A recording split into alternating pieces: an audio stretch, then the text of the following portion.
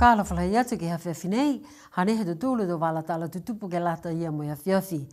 Kamata ai ke he aho I neawhi koe au walu e mahina te semo, ko tuku hake te tutongi he tau lolo e wela, mo e penisini. Kua marikisi hake e tutongi he penisini, mo he tūlu da lali mo fule sene, ke tūlu da la mo hivu mo fule sene he tahelita. Marikisi hake tutongi he te solo, mo he tūlu da la whitunga fule sene e he whae da la he tahelita. Ne whakailoa whakamua he palimia, ke whono e ke pule he whahita puka mole, whiwhilianga, ke tuku hake tutungi, si ka mata whakangahua e ke mame ahu I neawhi. I neawhi whoki ne maua e whakailoa anga, mo e whakamori e tau numela mo e he whakatu whono. Hane esta pavihi mo te walatala ia. Ka whakatatai ki he tau motuko fisi atu kuke alani mō Samoa, tau ukalahi e tutungi he penisini mo I Tisolo I Niue. Aua te lole lole he tau manamana tuanga he tau tangata ne no nofu he tau maanga mamau ki tua tunga a liku la kepa mō mutalau. Ko lewa whoke e ole he tau e ke pule he tau maanga nei ke he whakatuwhono ke whaitau seanga ke tau puhala tū hako alahi malona he tau pili uawhi. Pehe mai e taha matakainanga ne nofu ke he maanga ko la kepa o mele ne maia, nā kai kalo kehe tau manatu ki he tau uka he lolo nei ki he lalolangi, maama si loa, ka koe he ngoa he whakatuwhono ke tau se ke langomataia ki he tau maanga ne mamao.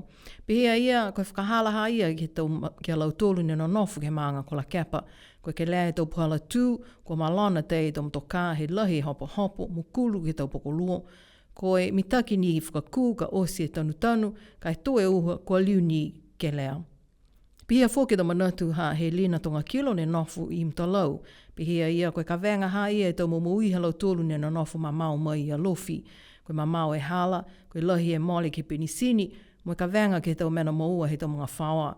Ha kua whakamole mua ke he lolo ela, ke maeke ke o ke tau whikawhikawanga, si koe whalo mga aho kua nākai whakatau e tau mena kua manako kia e mga whawa, koe lahi ni e sene maua ke whakatau aki e penisini.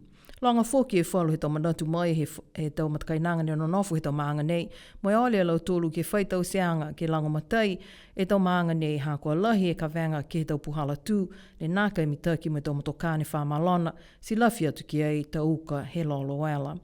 Koe whalo he tau pisinisi he motu, kua lau ia whoki ha koe tau malikisi ki he tau tongi he tau lolo ela, tunga he tau pisinisi uku mo I fusiika.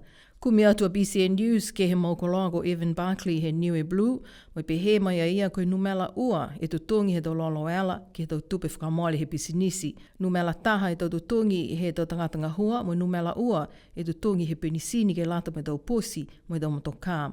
Pe he a ia kua lata ke whai mga aho ke whakailoa, ke iloa he tau tangata he motu mo tau pisinisi, to tau se tau tutongi ke lata mo tau kahau.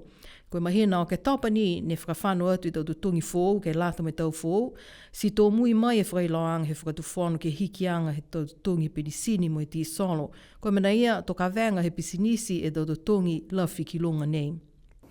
Ko e tamatane ko Senadini Ioane mai he tau maanga ko Avaseli mo mutalau, ne mo e ie pale koe Ducks ke he awa toko lunga ke he tau nei. Ko e awhula ili he whahita puka mole, ne tolo atu ai e tokolonga ke tau tangata, ke whale multi-purpose hall I Paliosi, ke awa tokulunga ke lata ia mo e aho tufa pale halau tūru.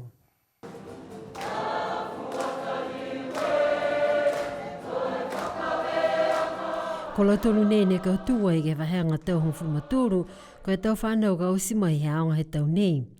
Maua e Senadine Ioane e Ducks, ko Senadine ko e tamaha Christine Mobrent Ioane. Tu ua a Estorine Tonga, ko ia ko e tamawhiwhine hane tane mo toa Tonga, mai he maanga ko alufi tukilau. Tu tolu a Laino Pulini, mai he maanga tosi ko hui I alufi Tonga. Ko Laino ko e tamataane ha Te Vita mo Stephanie Pulini. Tuko atu tau ui whakamunuina ke lau tolu nei me tau ui whakamunuina ke tau whai aonga me tau whanau he aonga tukulunga ke tau ngahua uka he tau nei. Amana ke aonga he tau whanau I hiki ko Niue Primary School ke whakahoko alo tūru tau ahu whakamukare ke au kuroto he tau nei.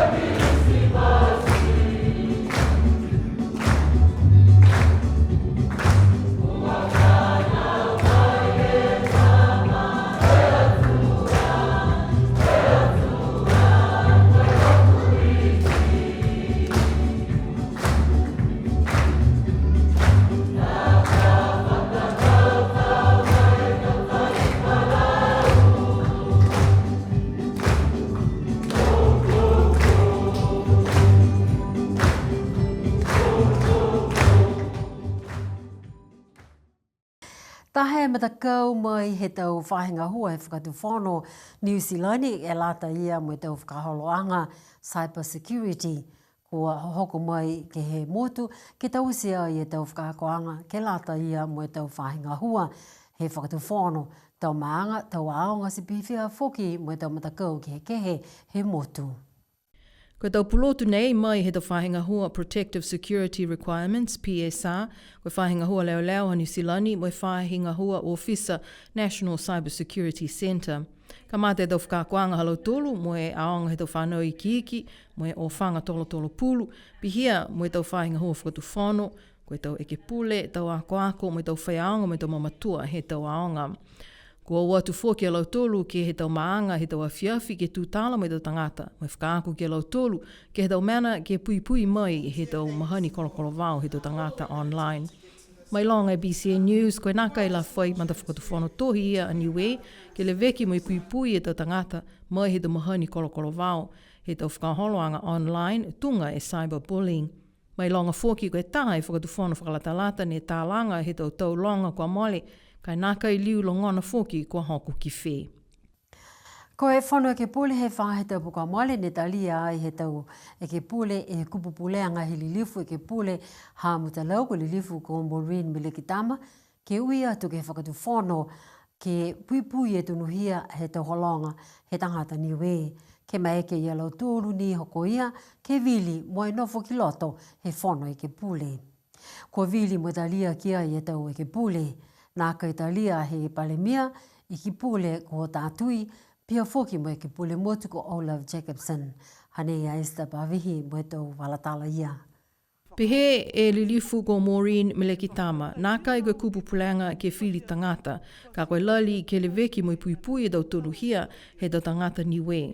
Ko whakakise foki a ia e taha whakatai ke motu ko palau, mo pehe ko amanaki e motu ia ke whai tau seanga pehe nei. Kua whakakise tau manatu he tau lilifu, mo i pehe whalu, kua lata whoki ni, ha kua nākai mitaki ke tō ke he tohi whakawē, kua nākai whakamahino mai e tangata Niue ke he wala hangao ke he tau tonuhia he vili. Kua whakakise e tau manatu he tau lilifu, mo i pehe whalu, kua lata whoki ni, ha kua nākai mitaki ke tō ke he tohi whakawē, kua nākai whakamahino mai e tangata Niue ke he wala hangao ke he tau tonuhia he tangata ke vili.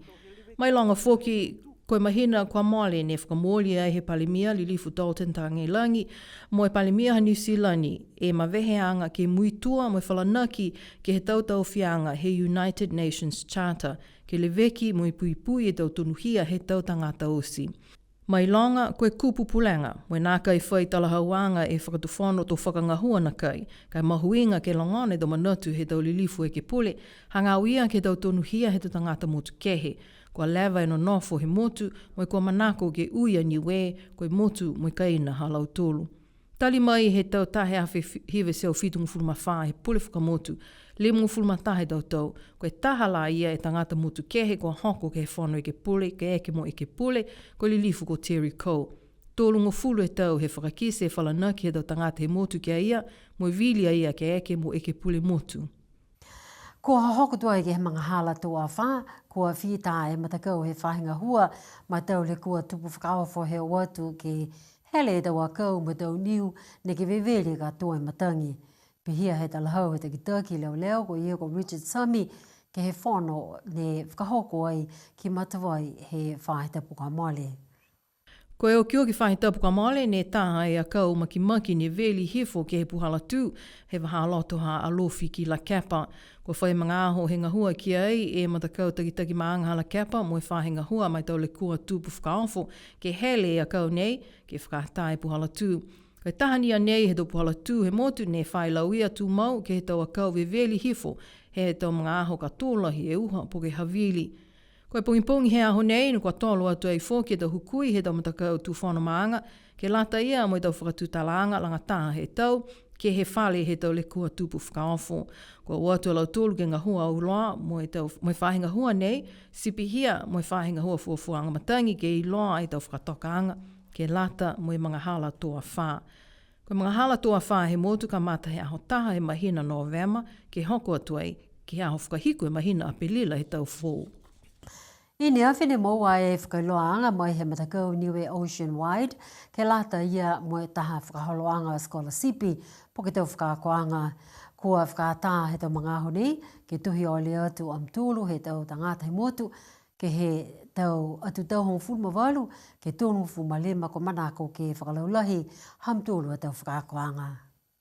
Mahuenga ke he tau whakatokaanga scholarship nei e mai longa anga ke he tau manako ke liweki moi puipui e tau tuwhangasia ke he moana, sipihia ke he tau whunua he motu.